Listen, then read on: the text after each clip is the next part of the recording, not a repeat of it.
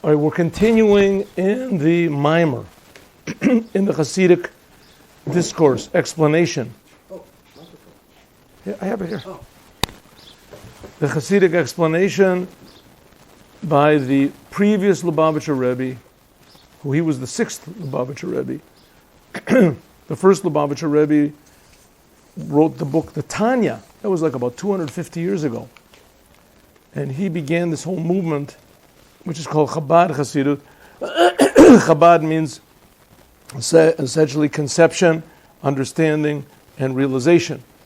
To be able to conceive properly of what God is, to understand those concepts, and to realize it in your actual life. First of all, beginning with your emotions, and then coming into action, thought, speech, and action. What is God? Now, God, according to Judaism, is not like any other religion. We even have a prayer where we say that. Ein Kelokeinu. There's nothing like our God. The God of Jews demands action, demands total involvement, emotional involvement, intellectual involvement. And all of it should be involved in what? In making the world a better place. Understanding God to the best of our abilities. According to that understanding, getting excited, emotional about what God is, and fixing up the world accordingly. Why God wanted such a thing like this is not in our ability to understand. But it says that God did want what's called the Dira B'Tachtonim, a dwelling place in this lower world. That's Judaism. Judaism, the main thing is this physical world. Here God put man. Here God gave the Torah.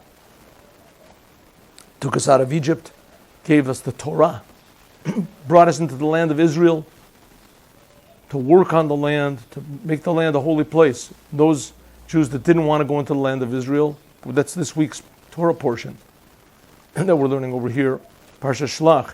They didn't want to go into Israel, they just wanted to be connected to God in the desert, receive manna from heaven. Those Jews got punished to be in the world, but not to lose our connection with the creator of the universe in any way. Exactly the opposite. Being in the world increases our connection to the creator because we realize that God is really alive and life is something that can't be understood. But in order to do this, you have to be inspired. You have to... how can we be inspired about God if we don't see God? If we don't hear God? We don't feel God? We don't sense God? We don't understand God? We have big doubts if God even exists.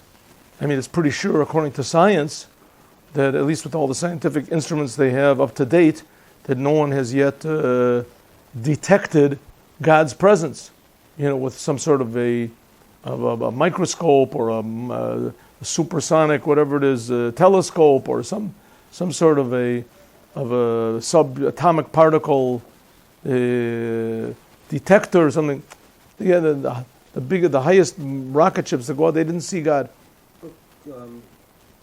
Considering our understanding of Hashem as being something outside of this reality, it's quite understandable that no scientific evidence could exist. Right. Yeah, it's understandable. It's the problem is that God is not outside of this the reality. In fact, according to Chassidus, the only reality there is God. God is creating everything. But if you only see the reality as in what we see, that's God. That's already called pantheism. That's the ideas of Spinoza and these other people who wanted to just take away the idea that God has a personality. Well, you always said that God creates this reality. Right. God's not... I didn't say it. The Rebbe said it. God's not embedded from this reality creating God. Right. But that's not what the psychiatrists and Freud and these guys said. No, we create God. It's not God creates us. That's a sort of illness already when people think there is such a thing. Says the Rebbe, it's not so. The fact of the matter is that what's the proof that God exists? The Jewish people. And in the Jewish people, the existence of the Jewish people, good, that's one proof. Another proof that God exists is that there are tzaddikim. There are righteous Jews that say that he exists. They say that they really see, they can really feel God's presence. Beginning with Abraham. Abraham was the first one. Abraham was a Jew, the first Jew, and he really felt God's existence. This is before God started talking to him. and telling him to do these weird things and leave his home and circumcise himself. He realized that there's a creator to the world. He realized the creator cares. He realized that to the creator it's very, very important what we do. How he realized this, I have no idea. To tell you the truth, I have no idea how he on his own realized this. But that's what they say in teachers and Chassidus, and that's what this mimer is talking about. That every Jew has what we call a godly soul. And just as a person intuitively, instinctively, automatically, believe understanding, believe any proof, any possibility of proof, knows that he himself exists. So also this godly soul inside of every Jew knows intuitively, instinctively, automatically, without any proof, that God exists. And not only that, he knows that all that exists really is God, that God is creating us. God is creating us. It's not that, God is this, take it or leave it, you want to be a religious person, so God gets more important in your life and more important. It's your life. It's your life. And God is just, you want to be a person like that, so go for it, be religious. There's thousands of religions in the world that devote themselves to the unknown and maybe they're caused by the unknown, just the uncertainty. Maybe you could say that's a new twist on Kant's uncertainty principle. When the uncertainty principle, when people are just uncertain, right? He said a certainty principle. The uncertainty principle. I'm sorry, Heisenberg. I made a big mistake. I made a mistake. Not Kant. Kant has the empirical. What is it? The imperative. What is it called? I learned that stuff a long time. What? I'll think of it later. In the middle of Shemona Esrei, I'll think of it. Okay. Heisenberg, the uncertainty principle. Here we have a new uncertainty principle. I'm sorry, I made a big mistake. I go correct it.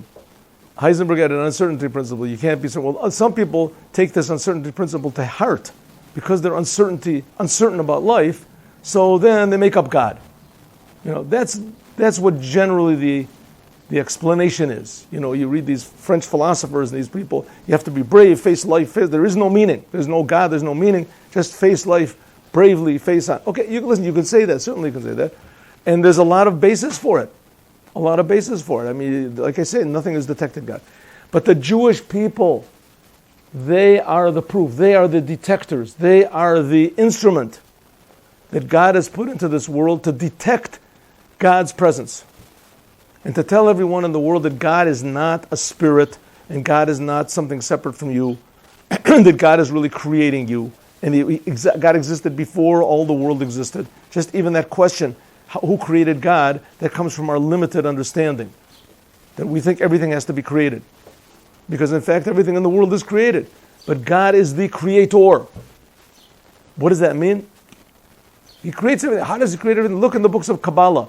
It talks about that there's all these concealments and hidings and contractions and simtsums and things like that tell us that not only is God not understandable, God is 1,000 times more not understandable than you think he is. Right? You think that maybe according to your means of understanding, God is not understandable. But somebody bigger can understand God. Somebody with a greater mind can understand God. God is God is not understandable. But there are aspects of God that you must understand in order to love him. It's a commandment to love God. It's a commandment. In the Torah, you have to emotionally, really, genuinely, intimately love God.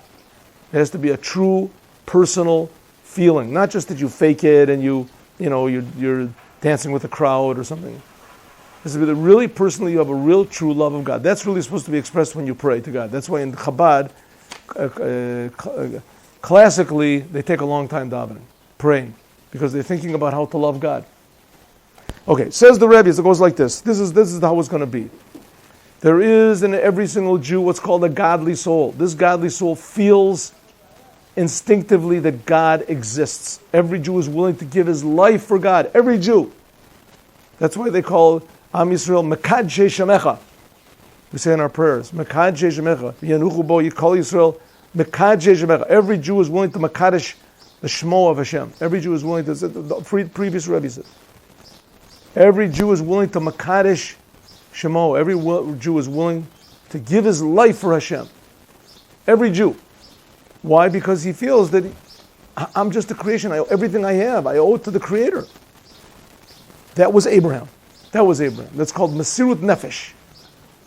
Mesirut Nefesh. He realizes the truth. He realizes that this whole world is just this amazing, miraculous, beautiful creation. And God is creating it all the time. Time is also a creation. And it's all being created for a purpose. Does this make any sense? No sense at all. God is infinitely, infinitely more real than this world. But on the other hand, He's creating the world. Right? The world is not just a mirage.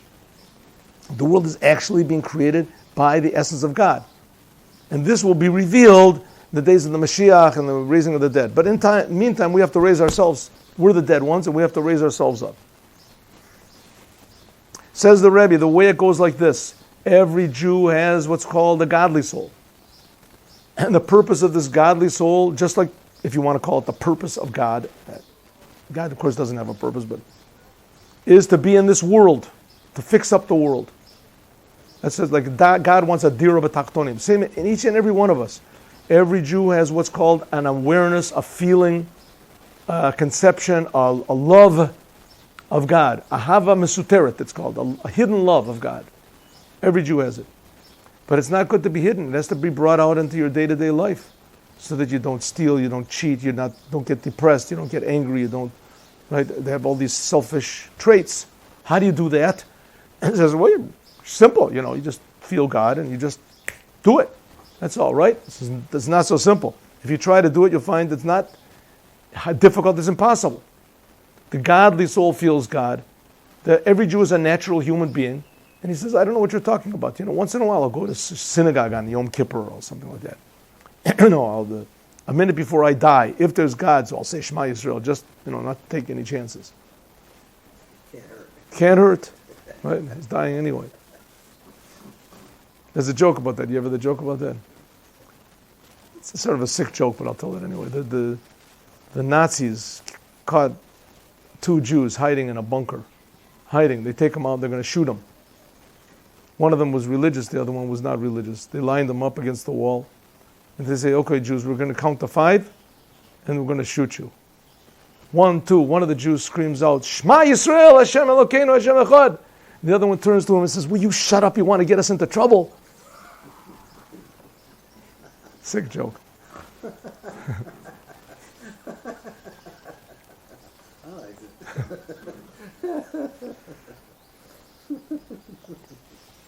Thank you for laughing at the joke. So a Jew has this amazing thing, amazing soul, a third soul, if you want to call it, and it's called the intellectual soul, nefesh hasichlit. And this nefesh hasichlit, what it wants is ideas. It wants ideas. It is not emotional. It is only intellectual. It wants ideas. It wants the truth. And it's one person. There's the godly soul, the animal soul, and these are, if you want to call it, urges. Urges. The godly soul is an urge to do what God wants. Only what God wants. It doesn't care about driving on Shabbos. Anything that's against God, I'm a Jew. A Jew doesn't. It's ridiculous. What, a Jew? Eat this food. Was it kosher or not? What do you care? It tastes good. The animal soul says, you're hungry, go for it. Right? Yeah. It's an urge. The godly soul says, I'm a Jew. I can't eat anything. Right? I'm not going to eat anything, put anything in my mouth. Then there's the intellectual soul is in the middle. What should I do? I got seconds to make a decision. Right? What am I supposed to do? So the godly soul says, you want the truth? Yes, the truth is you're a Jew. Don't eat it. The animal says, you want the truth? He says, yeah, it tastes good. How am I going to prove I'm a Jew? By not eating it. How am I going to prove that it tastes good? By eating it. I'll eat it.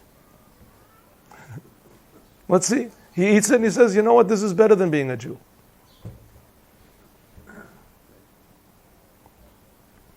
So no, there's another joke about that, but maybe I shouldn't tell too many jokes.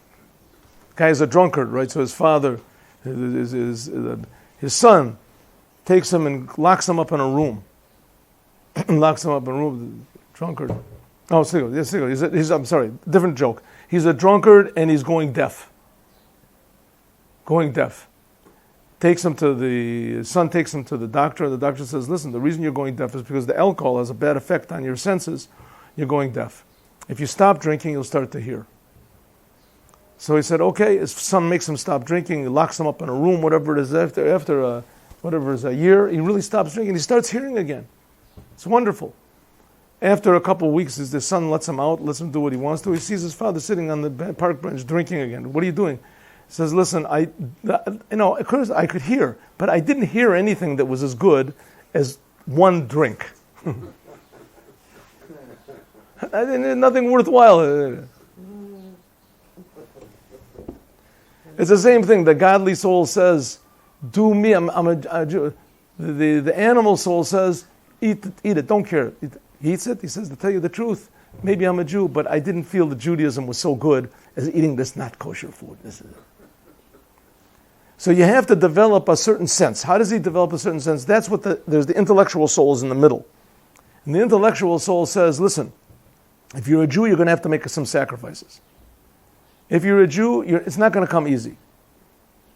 Like there's this speaker in Israel, in America, Rabbi Manis Friedman, excellent, seasoned speaker.